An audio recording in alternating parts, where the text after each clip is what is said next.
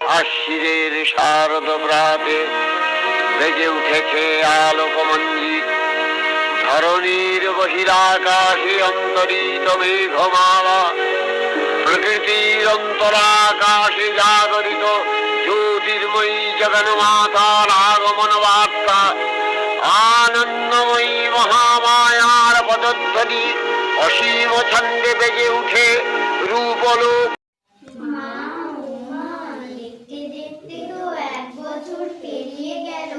আমরা তো প্রত্যেক বছর মামার বাড়ি যাই, কিন্তু এই বছর আর যাব না।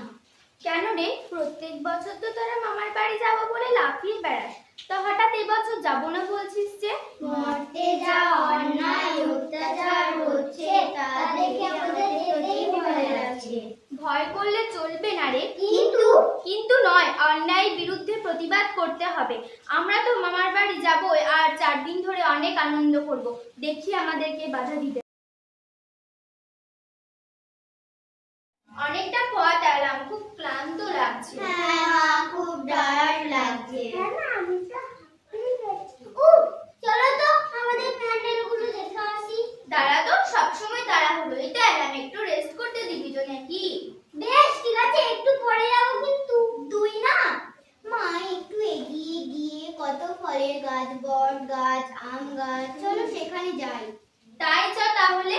আগের বার তো ওখানেই গিয়েছিলাম, ওই জায়গাটা খুব সুন্দর এবং আরামদায়ক। ওইখানে আমি ফল খাবো,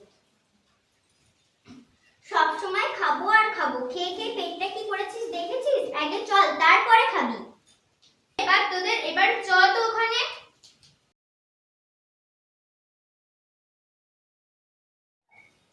এখানে গাছগুলো সব কোথায় গেল?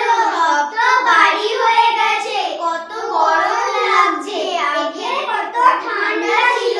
হ্যাঁ তাই তো, সবাই গাছপালা কেটে দিয়ে বাড়ি তৈরি করেছে, অথচ গাছ লাগানোর নাম নেই। এজন্যই এত গরম বাড়ছে, বুঝলি?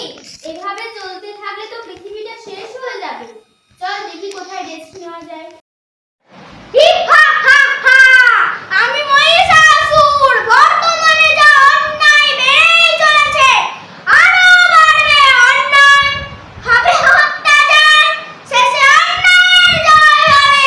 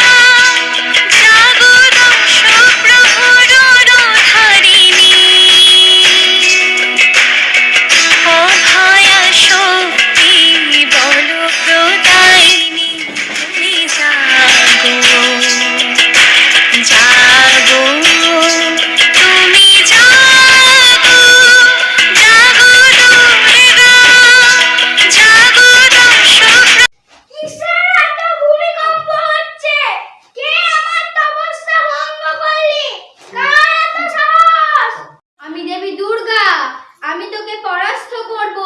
অন্যায়ের জয় আমি কোনো মতেই হতে দেব না। দেবতারা আমায় হারাতে পারলো না, তুই এক নারী হয়ে আমায় হারাবি? তাহলে হোক লড়াই। আমি তো লড়বই। কি রে, তোরা সবাই আমার সাথে লড়বি তো? হ্যাঁ মা, আমরা কি পারবো? কেন পারবি না? লক্ষ্মী সরস্বতী তোদের দুজনকেই বলছি মা, তোরা এবার তোদের শান্তশিষ্ট রূপ ছাড়, হয়ে ওঠ ভয়ঙ্করী রূপ ধারণ কর চণ্ডী রূপে। হ্যাঁ মা, আমাদের আর ভয় লাগছে না। আমি তোমরা সঙ্গে লড়বো আর তোমাকে সাহায্য করব। কি রে, তোরা পারবি তো? হ্যাঁ মা।